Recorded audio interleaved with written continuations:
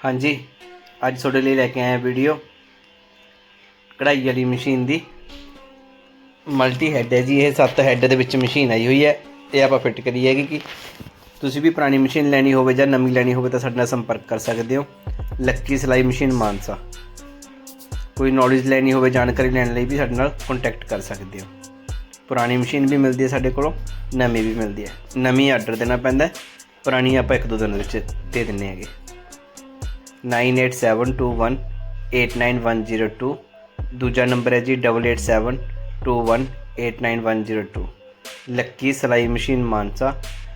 YouTube, Instagram, Facebook किते भी साडे नाल कॉन्टैक्ट कर सकते हो। दुकान ते भी विजिट कर सकते हो। Thank you watching my video.